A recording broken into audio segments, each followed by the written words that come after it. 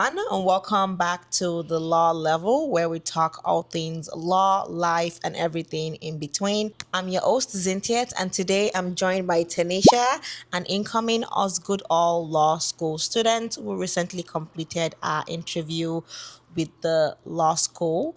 We're going to be asking her about her honest experience, how she prepared for the interview, the kinds of questions she was asked, interview tips, nervousness, confidence, all the different emotions and feelings she went through. Tanisha, thank you so much for being here with me today. Before we begin, I would like to put out a quick disclaimer. I'm a pre-law student who aspires to be a lawyer, and my opinions are solely mine and does not reflect the opinions of my guests or any institution discussed. This is also not a legal advice. I'm also Canadian, so most of the conversations and information shared on here today are from a Canadian point of view, unless stated otherwise. Tanisha, over to you. So my name is Tenisha, and I'm an incoming 1L Osgoode Hall Law School. This episode is based entirely on my personal experience interviewing with the law school.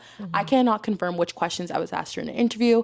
Interview questions and processes change from year to year, and this is not meant to be official admissions advice. This is really just insight, preparation tips, and reflections based on my own experiences.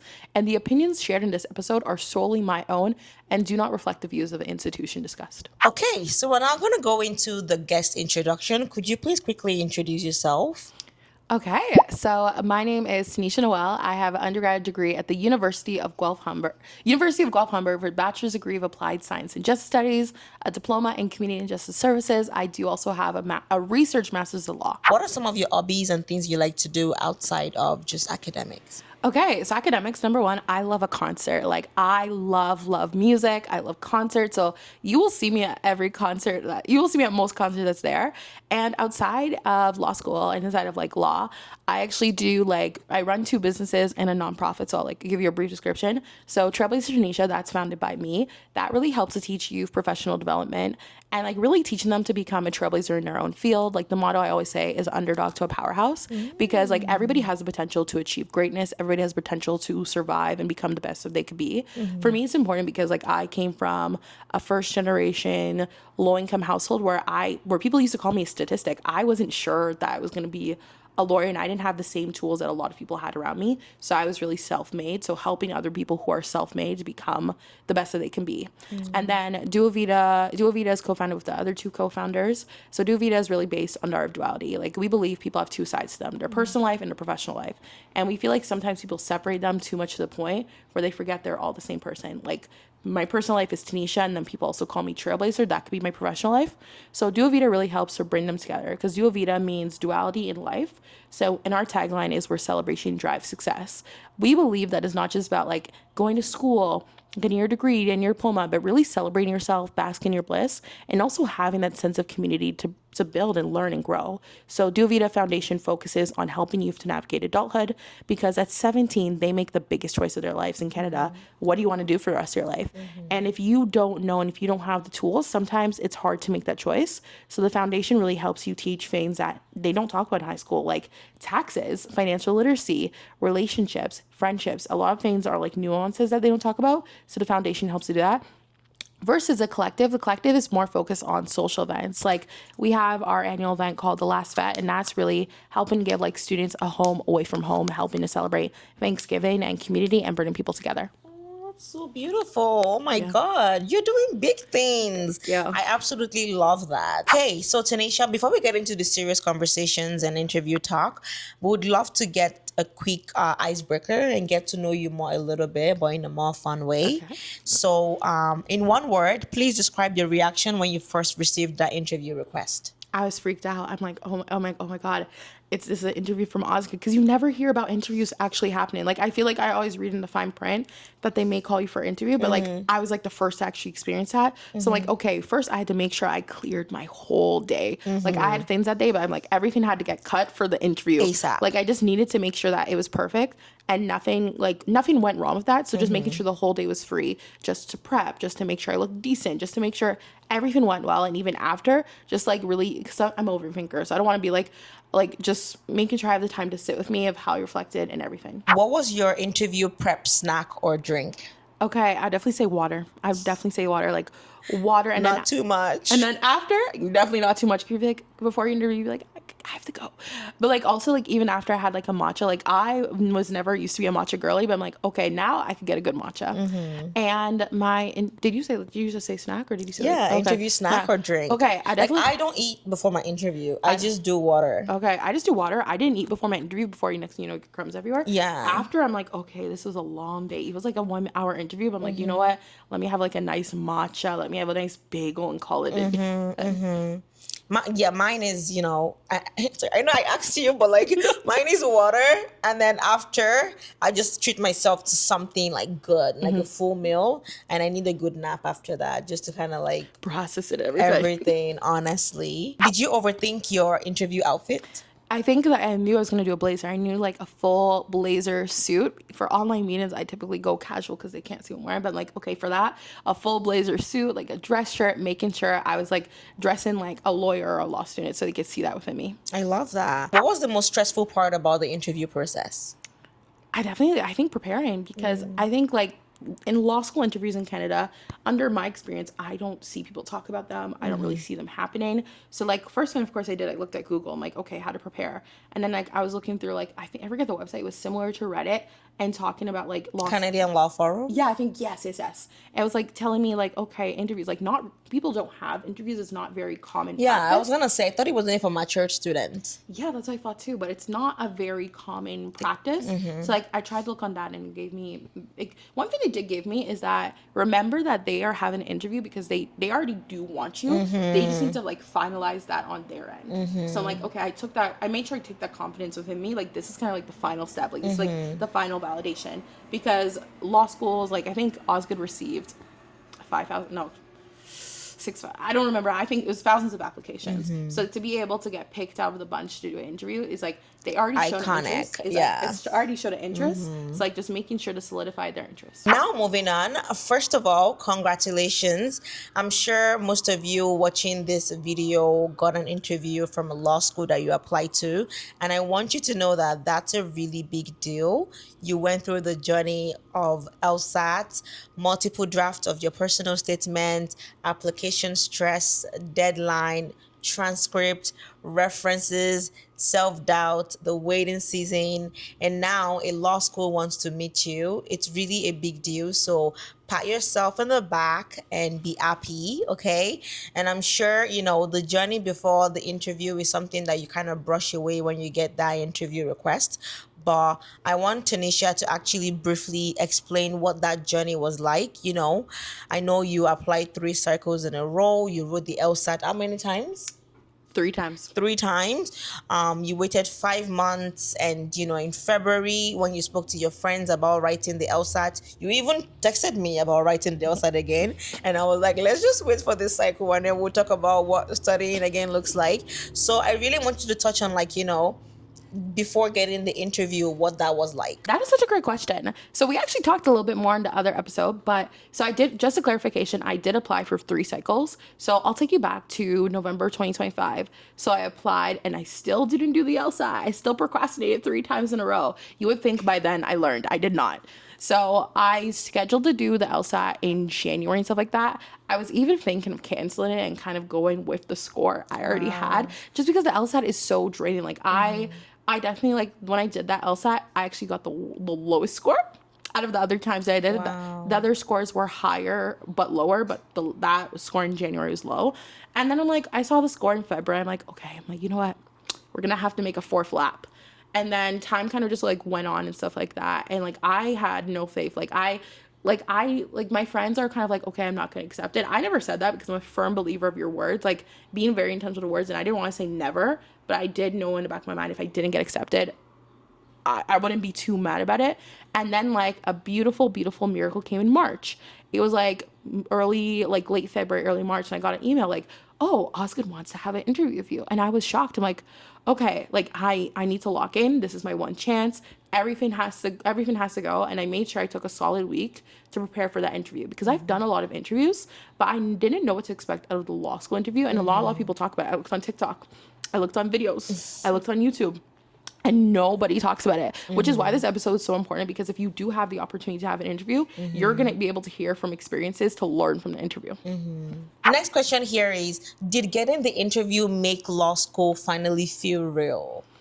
So for me, I'm always I'm always optimistic. So I'm like, okay, like when I saw the comment that they already want you, I like that 0.01% chance I had in my mind, it turned into like a 50% chance. It turned into a 50. I'm like, okay, like, because like at the end of the day, this interview is very different because they already know everything about you. So it's like, what more can I really tell them? Can I tell them a new interesting fact that I didn't mention? And I think something that when they started the interview, like they kind of gave like a disclaimer because they know they read the people who interviewed, they read your statement. So I wanted, and they kind of, the way that they guided the interview is they wanted to make sure that I was ready for law school. Because I think a lot of times, like when you have a lot going on, when you also go through traumatic experiences, they also said they want to make sure that who they accept into law school is ready for the opportunity, because they don't want to set people up for downfall or for failure, because law school is an intensive thing. It's an intensive process. So when they said that, I'm like kind of like, okay, they see that I have the potential to go to their law school. I just need to really solidify it that I am ready for law school mentally, physically, and emotionally. So when I did the interview, I just made sure to show them that I'm ready, show them that like law school is a priority. Because I feel like when you're also multi-hyphenate, because like a lot of like Black women are, a lot of people who go to law school are, like law school is not the only thing, making sure that law school is at the forefront, because law school is the dream. Law school is like everything I do kind of comes back to law school. So really showing them that in advance. Okay, so now we're going to be moving on to the tips before the interview. So Tanisha, I'm really curious about some of the things that you feel like genuinely helped you before the interview process. What are the things that you did, and even, during the interview? Okay. Number one thing is I believe in God, so I prayed. I prayed before the interview. I prayed the day before. I prayed when I got the interview invite. That whole day was like extra prayers just to make sure that God had faith in me, that I was able to execute, and they see the dream and the hope and the prosperity through me. So that was something I did. Another thing I did was like being myself. And I know that's so hard because I feel like you want to put on your best version of yourself. And of course you do. But like they chose me to have this interview for a reason. It's like showing them more of my personality, my passion, my effort, because they already have my story. They already know if it's Spain. So I don't need to necessarily repeat myself over and over again, because they didn't interview me to repeat my personal statement. They could read my personal statement of questions. Another thing is, and sometimes I have trouble not going on a tangent, making sure you're actually answering the question that you're asking you, and making sure that anything that you bring up relates back to that question, because I think it's so important. Don't go off topic unless you're bringing it back to the topic, unless it relates to the topic. Also, like, be enthusiastic, be positive. Like, don't be like, I guess that they call it like a Debbie Downer, like making sure that when you're doing the interview, you're having like a mentally good day, because I think if you're doing it a bad day, that energy, they can see that on camera, like it exudes to you. Also, water. The reason I have water is, let's say you get thirsty and let's say you need like a break in between. Let's say like you need a minute to think about the answer. You like, while they're asking, you're thinking, you drink your water, so you have a few extra seconds to think about it. Because I think like some interviews you say you could come back to it, but I didn't want to look unprofessional, unprepared. So I took like a little shot of water, and I'm like, okay, like making sure I had those like 2 seconds, because it makes a difference, because you want to make sure you're getting the best answer possible. And also dress professionally. Dress like you're going for an interview. Dress proper. Make sure your hair is done. Make sure you're wearing a blazer, a dress suit, something proper. Because if you're just wearing sweatpants and stuff like that, They can see it. they can see it. And you're wearing a sweatshirt, don't do Or it. you can just wear like a normal whatever under and then throw in a blazer. That is literally okay. Yeah. That is literally okay. Yeah. As long as you're doing something that's somewhat professional. And then like practicing your answers, I feel like it depends on the type of person. Like I think if you're able to practice your answers and remember them for sure, but I feel like for me, if I practice my answers, I'm going to be so pissed off with myself or so upset with myself that I'm not going to be able to remember the exact answer, because I feel like overthinking and being a perfectionist as well is hard, because I'm like, okay, why didn't I remember this exact thing or that exact thing or this exact thing? So like really being able to go with the flow of the interview, because while I said they sent me some sample questions, they may ask you none. Yeah, I'm still really surprised that they sent you the sample questions, which is really good actually. In case you guys didn't know, I also did an interview with a law school here in Canada, and I'll be sharing my experience in another episode. But today is solely focused on Tenisha's experience at Osgoode. Now let's touch on the interview prep. How did you prepare for the interview?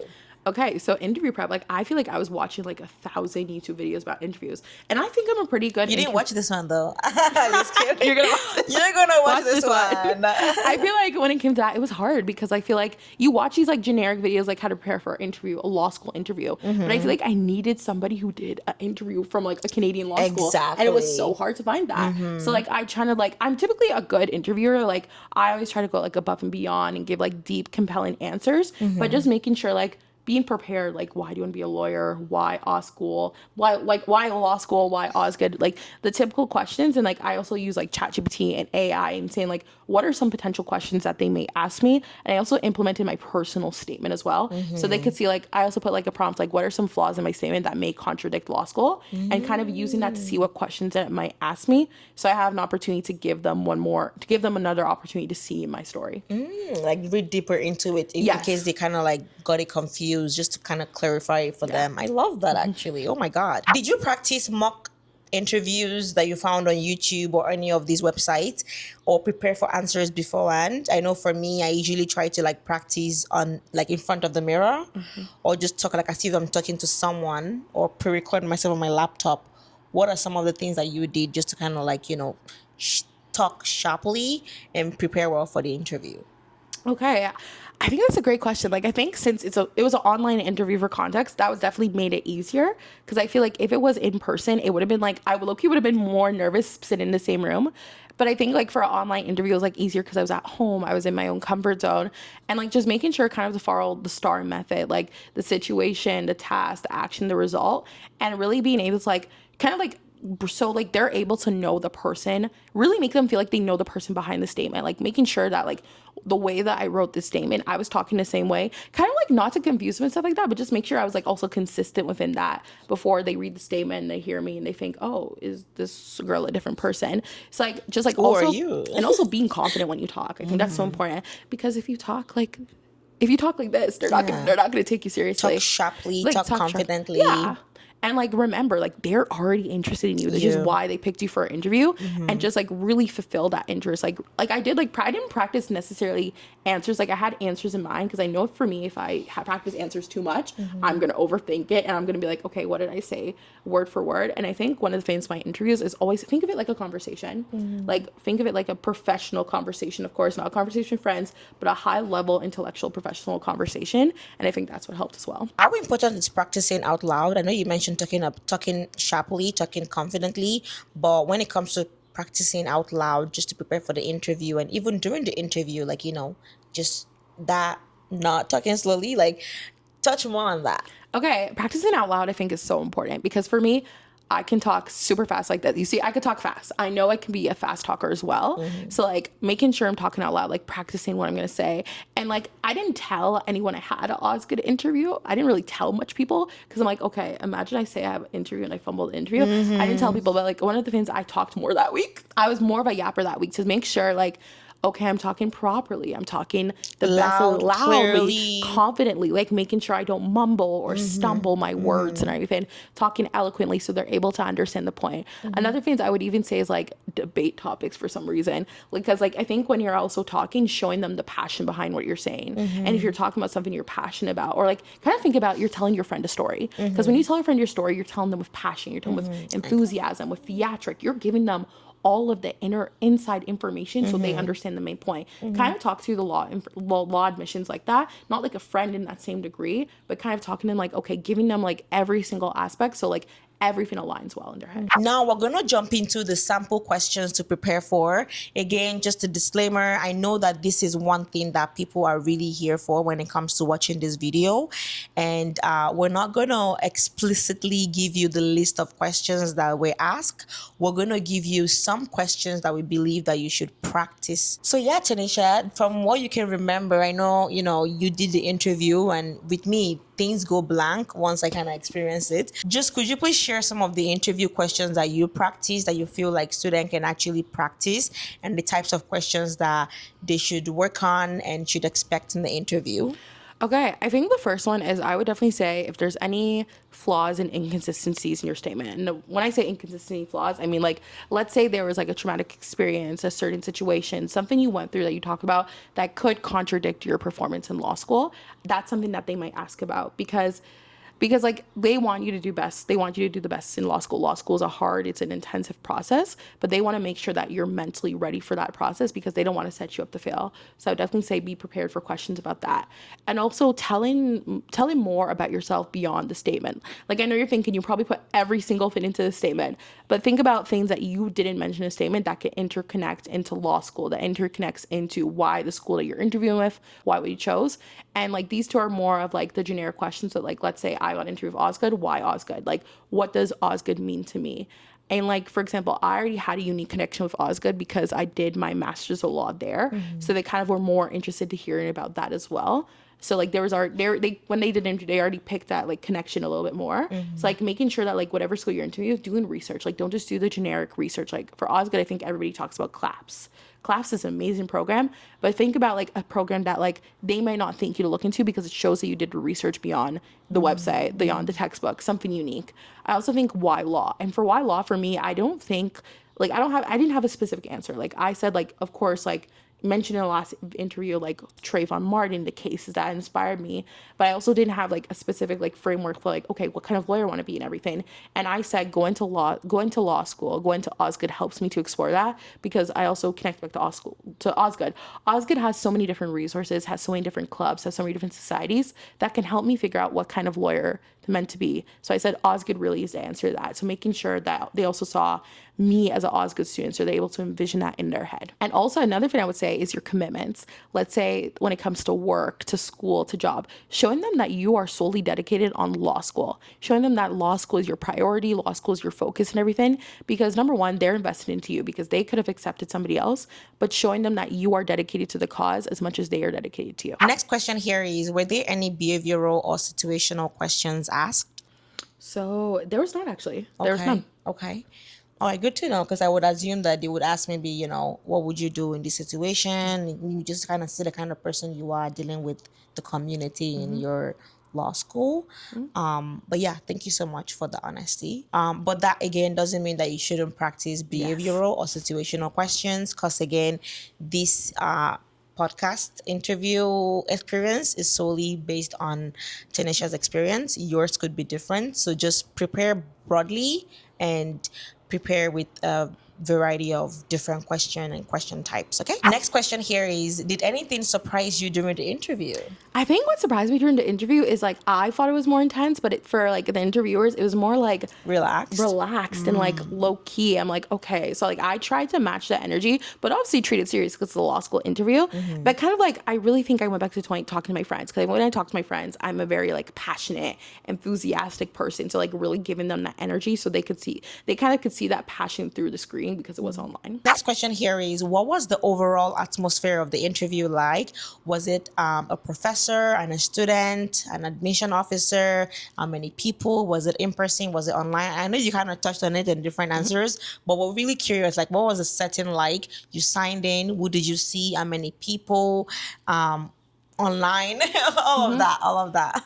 Okay, so for my interview, it was actually with a professor at Osgoode and a student. Okay. So like they were, and it was online for that. So like they kind of went like back and forth on different questions. Like the professor asked me a question, and then the student would ask me a question, and then like I also got the opportunity to ask them questions as well. So definitely say take that opportunity to your advantage. And I think it was like a good opportunity. It was like a good, not a good opportunity. It was like it's kind of like a simple, I would say easy-ish atmosphere because it was online. So I feel like that also helps alleviate nerves as well because I know when people do interviews in person, sometimes it could be more nerve-wracking. And I think like making sure that like your setup, your space is like comfortable, like making sure that you're also relaxed as well and you're not like tense or feeling uptight, and like just giving yourself like that grace and like really thinking through every single answer what you said and making sure that you get all the information out there because an hour goes by so fast. Yeah, clearly and literally precise because you don't want to just keep blabbing. Make sure whatever you're saying, you're saying the point out and they get it. Next question.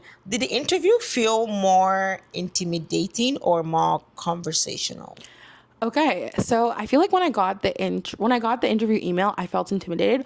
Also, something I forgot to note is sometimes in the email that they send for the interview, sometimes they send you sample questions. Some I forgot to mention they sometimes send you Ooh, sample questions of what they okay. may ask. Okay. They in mine they didn't ask all of them, but they asked like about one. So they like it depends on the school, of course. They ask like sample questions just so you're able to prepare. I think definitely I wasn't nervous like on the day of the interview. I was like nervous for the first like probably 2 minutes, but and then I saw the vibe is more like conversational, and that's my like I'm like okay, I locked in. I put on my professional brain, but I'm like put on my personality, like because they already know the professional side. They literally know every bit about my life in that statement. Show them like more like the personality, the pizzazz, and everything. So Okay. it definitely was intimidating when I got the email. I'm like okay, making sure. But I think as I went into the interview, it became more conversational, Relaxing. and I Yeah. even got to like ask them questions, and it became like a conversation sharing why how they end up in law, how they end up in OSC and everything. And they were like similarities. It was kind of like networking in some way.